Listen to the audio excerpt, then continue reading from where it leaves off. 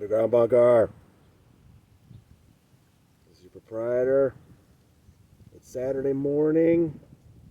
Another beautiful November day in Los Angeles. Just wanted to catch up with you on a couple of things. This morning we posted a link to the GoFundMe that Ian Rafalco has put up.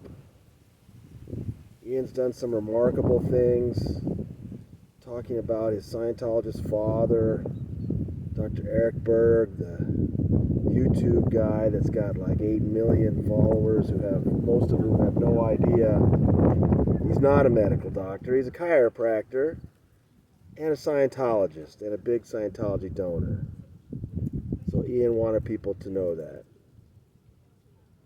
Also, I wanted to make sure you understood how difficult it can be for a Scientologist who comes out to then seek professional mental health help. Scientology just indoctrinates people with the idea that there's nothing more evil in the universe than psychiatry. I'm not exaggerating. L. Ron Hubbard, the founder of Scientology, literally described psychiatry as a trillion-year-old evil plot to capture your thetan, whatever. And so even after Scientologists come out and they throw off Scientology and they try to get things going again and they run into some issues, even though they're no longer ascribing to Hubbard or Miscavige or any of that stuff, it can still be really difficult for them to seek help. So when Ian reached out to me and was asking some questions about how he goes about it with a GoFundMe, I just thought that's definitely something I want to help out with. It's a big step for someone like him, and I hope if you've got a couple of bucks you can throw his way, you do so. Also, I heard about Jerry Whitfield's terrible problems several days ago, and I was in the middle of a trial. I wanted to say something, but I didn't want it to be lost.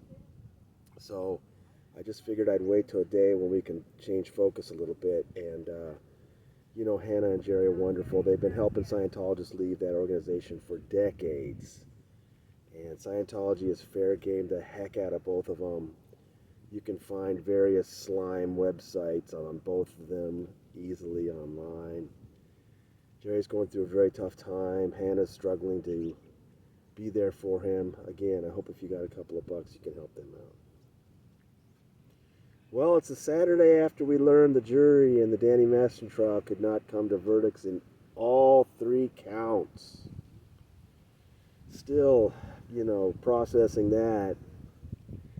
I just wanted to point out a couple more things now that I've seen the reaction online.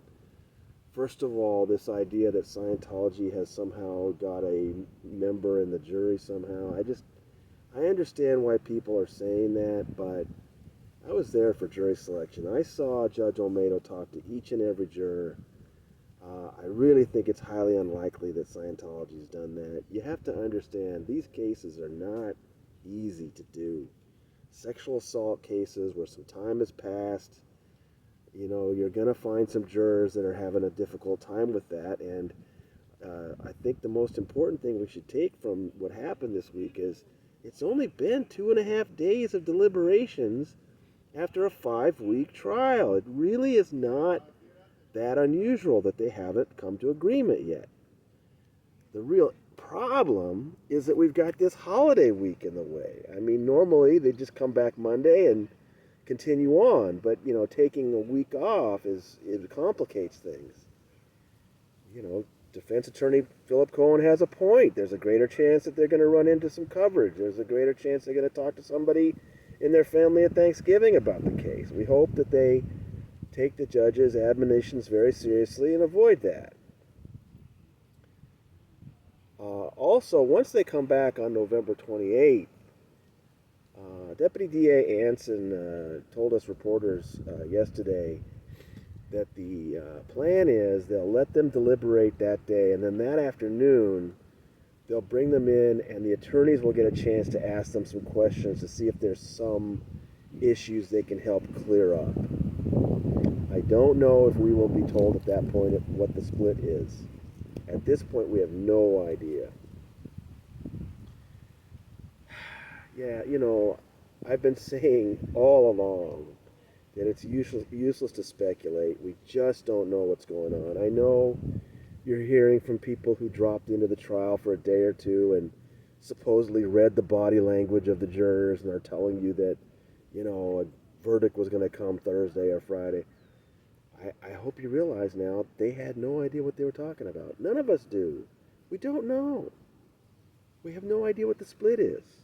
We don't know what the issues are. We have to just give these folks some time to think this over, get back together on Monday the 28th.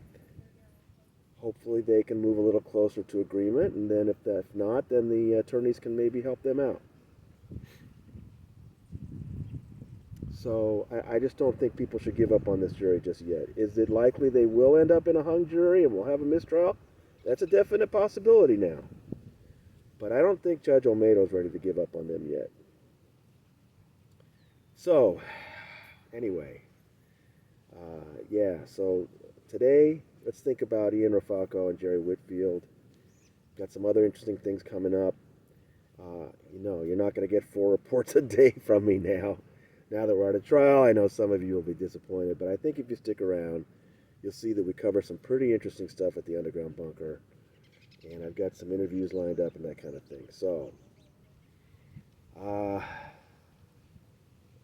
again, it's a beautiful day, a beautiful November day in Los Angeles. I'm up at Griffith Park Observatory. And I'll be in transit tomorrow. I may be able to talk to you, may not. But again, I just appreciate all the reactions and all the support. It really means a lot to me. I'm glad that we've, wow, what a journey that trial has been. All right.